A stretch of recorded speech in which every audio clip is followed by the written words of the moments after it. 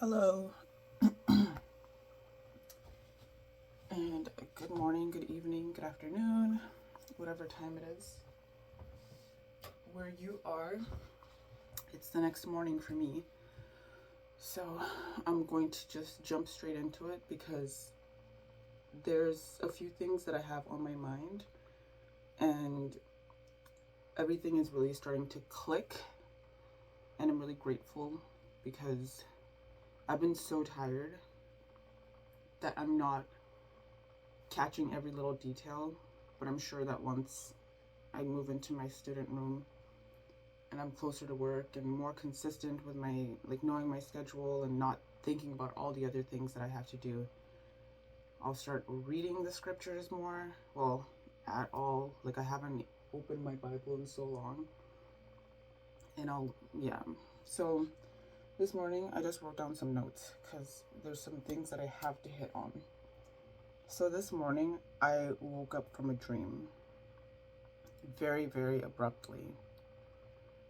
And I had been dreaming throughout the whole night, but I only remember two certain points. So one, I was laying down next to my ex-husband, and he went to go touch me somewhere, and I moved his hand, and instead of being like, "Oh, sorry," he laughed and just put his hand right back. And I remember I jerked in my sleep, you know what I mean? Cuz that is a huge, huge, huge thing. And it's a huge thing. Something that's even bigger is the very last dream that I had. I had a dream about my mom, and she was getting in my face about something, and she was trying to intimidate me with her size. That's just something that she used to do in real life.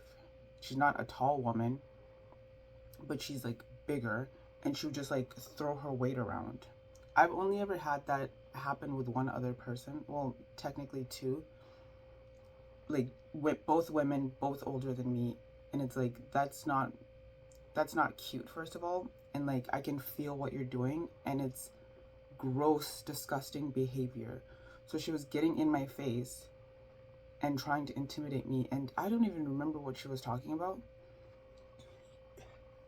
But so then I decided to puff out my chest and step to her. I didn't take a step back. And in the dream, she touched my mons, because I know people confuse the parts of the vagina, but the flat part that you see when you're standing head on, she grabbed that part of my pants and tugged on it, and it was so distressing that I felt myself burst into tears. And I don't know if I was crying in the dream or in real life, because I've had both things happen where I wake up crying because something is so distressing. And I am so emotional about it even right now. So I'm just going to take a quick second, a quick drink, and then I'll be back on. So I have goosebumps. So it's really unfortunate because I rarely have dreams about my mom. But they're depressing because our relationship is just, it's done, it's over. It was over before I even went no contact with her. What is going on? Well, it's distressing stuff. Because then what happened soon thereafter, these thoughts started coming to my mind, and it was the thoughts about the mechanic guy. I don't know why I'm attached to him the way that I have become attached to him, but it's not healthy for me because at the beginning of us hanging out, he asked me, he was like, "Can I ask you something?" And I was like, "Sure." And he was like, "What are you looking for?" And I was like, "Truthfully, I don't know." And then I was like, "Does that bother you? Because I wouldn't want him to feel used or whatever." And he was like, no, I was just curious. And then eventually, like, we hang out and we always dance. And it's like it's a distraction from, everything else that's happened and is happening. And so I kept having these thoughts come to mind of him touching me. And I didn't just have to use my imagination, because like the last time that we hung out, he was touching me. But like I was trying to push the thoughts away, and it was making it hard to like breathe and to like be still in my own bed, like in the comfort of my own bed. I start work in like 4 hours, and I wanted to sleep in a little bit, but I ended up waking up so early. I was in such distress that like I literally the Most High was like, okay, you have to make yourself something to eat, because I couldn't go back to sleep. Oh my God. Because the only thing that I could think to do, and I know it's gross, like I've talked about this, I know like I'm usually like giggling and laughing. I'm giggling and laughing because like these things like make me nervous, not because I take my own sin lightly, but like I was like, the only thing that I can think of to do is to like masturbate, just so that you can get that release, and then you just like fall asleep,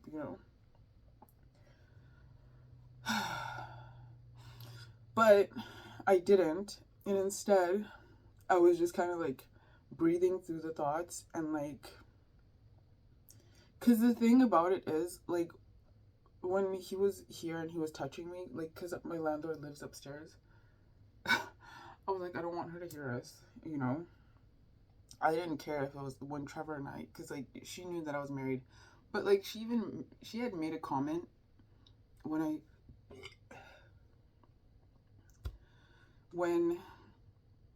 I had sex with that initial guy at the hotel, and I was like, oh, like, for somebody, and I'm not like saying this from, well, maybe because you're supposed to judge people, you're supposed to be able to test their spirits and like see. That's also something that I want to touch on later, and see what they're about. I need to blow my nose. And it really it really bothers me when women especially are like they admit to having like being promiscuous, not really caring like if they sleep with this person, if they have like a million boyfriends, because that's not the point of life. Like, who cares? Like, you live for the Most High if he's ordained you to do that, and then secondly, live for yourself. If you have a wonderful family and you guys are close, that's great, build on that. But like, I told her, I was like, oh my goodness, I'm never gonna do that again, because I'd been so scared. Like, I was like, my imagination was running away with me. And she was like, yeah, you will. Yeah, you will. Like, no hesitation. And I was like, so I just like left. I'm like, maybe you're thinking of yourself, but like, I'm actively telling you that I'm not about that life. So after a while of these thoughts rushing through my brain of him touching me, and oh yeah, I mentioned the fact that, okay, because this is the thing. When he was here last time and he was touching me, when he would start touching me, he would just say shh, like, and the only other thing would be, why are you sad? Because I guess I was making a sad face, and I was like, no, I'm not sad. I was, and I still am a little bit, obviously. And if you don't understand, I know a lot of men don't experience sexual assault or molestation, like, as grown men, obviously, like they would rarely run into that situation. But from a child, like, my inner child is like messed up because like, yeah, because trauma and things like that. So Anyway, this is why I wrote notes. Yeah. So I didn't masturbate. I ended up crying. That was the release that I needed, and then I fell asleep. So I'm very grateful for that, and all praise goes to the Most High, because He knows I was like literally like looking at my phone, mulling over which porn site to open so I could just get a release, and I was instructed to put my phone down, and then those thoughts started coming, and then I wasn't expecting myself to cry. I usually just like push them away, but like I was praying and holding on. So I'm going to move on to the next point. I'm just going to take a moment to breathe, and then I'll be right back. Okay. So earlier this week, I fasted. It was only during part of the day. I haven't been in the habit of fasting since I was younger, and even I remember a very significant time in my life. It was the year after I got molested. I remember I was living in Alberta because, like I said, the man that molested me was a friend of my mom's, and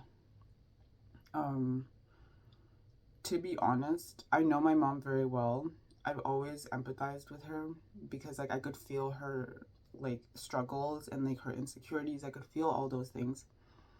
And even when she would victimize me by beating me, because if you think that a child isn't understanding a message and you give them a little slap around, that's one thing. But even into like my teenage years, she's verbally said to me, well, I don't like talking, so I'm gonna hit you. And I'm like, well, thanks for clearing that up. So she was just like very upfront about her abuse, and even through that, I still wanted her to heal, and I could feel a lot of the things. So anyway, one of the major fasting points in my life turned into an eating disorder. So that was corrupted, and it was because of when you feel uncomfortable in your own skin, when you feel like trapped in your own skin, because that's how I felt after I was molested. Everything becomes so like it's shaky. Everything is shaky. Like, I guess because your nervous system is like in just full panic mode. So I was like, I just developed an eating disorder, and in more recent years, it kind of like became a drinking disorder, what they call here on earth alcoholism, what the Most High calls drunkenness, and what I call just a ridiculous waste of money. But I'm not trying to be too harsh on myself, because sometimes, and there's a time for everything, I needed to be numb for a really long time. And sometimes I still feel like I need to just like stop the shakiness of my soul, like of what's inside. So I was fasting, and then I get that text from Henry. And so, but I'll read all the texts that we've sent so far. So the day that he gave me a ride to work, which I'm grateful for, but like I said, because of now, like seeing the way that because when I was younger, I had discernment, and it was peak. I could look at somebody's eyes and I'd be like, come on now, don't let the devil use you like this. You know what I mean?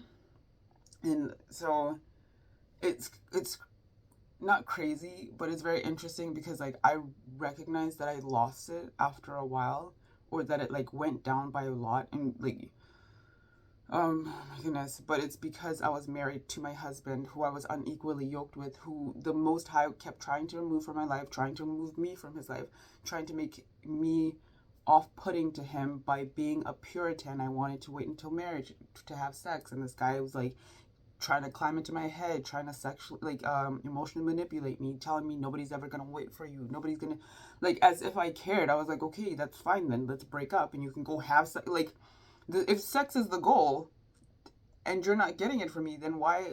But he wanted to break me down because that's how he felt about himself. Like, that's something that I'm learning.